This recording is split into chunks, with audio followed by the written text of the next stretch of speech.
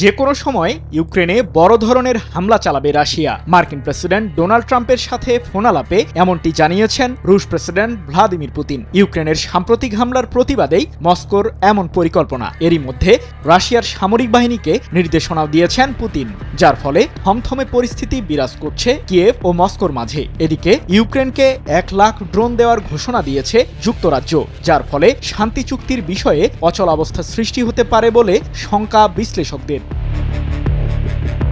কোনো কিছু বুঝে ওঠার আগেই রাশিয়ার 5টি বিমান ঘাঁটিতে ড্রোন হামলা চালায় ইউক্রেন। দ্রুতগতির 117টি ড্রোন ব্যবহার করেই এই হামলা চালায় প্রেসিডেন্ট ভলোদিমির জেলেনস্কির বাহিনী। 1 জুনের ওই হামলাটি ছিল রাশিয়ার ভূখণ্ড থেকে পরিচালিত ইউক্রেনের সবচেয়ে বড় হামলা। পারমাণবিক অস্ত্র বহনে সক্ষম রাশিয়ার সামরিক বাহিনীর 41টি বোমারু বিমানকে ধ্বংস করে কিয়েভ। এতে ক্ষয়ক্ষতির পরিমাণ দাঁড়ায় প্রায় 700 কোটি মার্কিন ডলারের ঘরে। যুদ্ধের ময়দানে শান্তি ফেরাতে যখন দুই পক্ষই আলোচনা চলমান রেখেছিল, ঠিক সে মুহূর্তে ইউক্রেনের এমন হামলায় অবাক বিশ্ব। তবে জেলেনস্কিকে যে কঠোর জবাব দেবেন পুতিন, সেটি আগে থেকেই অনুমান করা যাচ্ছিল। এবার সেই অনুমান সত্যি হলো। সাম্প্রতিক অচলাবস্থা নিরসনে মার্কিন প্রেসিডেন্ট ট্রাম্পের সাথে প্রায় 1 ঘণ্টা যাবৎ ফোনালাপ করেছেন পুতিন। ফোনালাপ শেষে ইউক্রেনকে জবাব দেওয়া প্রসঙ্গে ট্রাম্প বলেন, পুতিন অত্যন্ত দৃঢ়ভাবে বলেছেন যে তিনি সাম্প্রতিক হামলার কঠোর জবাব দেবেন। তবে পুতিনকে ঘিরে ট্রাম্পের এমন মন্তব্য প্রসঙ্গে কোনো প্রতিক্রিয়া জানায়নি ক্রেমলিন, যদিও মস্কো এর আগে জানিয়েছিল ইউক্রেনকে সামরিকভাবেই জবাব দেবে রাশিয়া। 5 জুন এক প্রতিবেদনে বিষয়টি নিশ্চিত করেছে ব্রিটিশ সংবাদ মাধ্যম বিবিসি। এদিকে যুদ্ধের ময়দানে শান্তি ফেরানো নিয়ে যখন জোর চেষ্টা চালিয়ে যাচ্ছেন ট্রাম্প, এমন সময় ইউক্রেনকে 1 লাখ ড্রোন দেওয়ার ঘোষণা দিয়েছে যুক্তরাজ্য।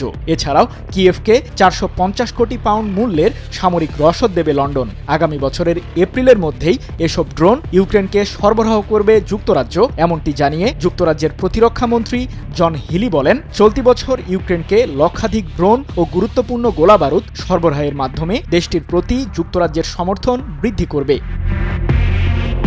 ইউক্রেনের অন্যতম কট্টর পশ্চিমা সমর্থক হিসেবে যুক্তরাজ্য সবসময় প্রেসিডেন্ট ভলোদিমির জেলেনস্কিকে সহযোগিতা করে আসছে। রাশিয়ার বিরুদ্ধে লড়তে চলতি বছরের জানুয়ারি থেকে এখন পর্যন্ত ইউক্রেনকে বিপুল পরিমাণ গোলাবারুদ সরবরাহ করেছে যুক্তরাজ্য সরকার। মোনালিসা হেভি ফ্লো 15 পিস প্যাকেটের সাথে 8 পিসের একটি প্যাকেট একদম ফ্রি। অন্যদিকে ইউক্রেনের বিরুদ্ধে লড়তে রাশিয়াকে সব ধরনের সহযোগিতার আশ্বাস দিয়েছেন উত্তর কোরিয়ার প্রেসিডেন্ট কিম জং উন। রাশিয়ার নিরাপত্তা কাউন্সিলের সেক্রেটারি সের্গেই শোইগুর সাথে বৈঠকে এমন বার্তা দেন তিনি। জেলেনস্কি বাহিনীর বিরুদ্ধে লড়তে পুতিনকে 12,000 সৈন্য দিয়েছে উত্তর কোরিয়া, এমন অভিযোগ রয়েছে পশ্চিমাদের, যদিও পরবর্তীতে বিষয়টি স্বীকার করেছে পিয়ংইয়ং ও মস্কো।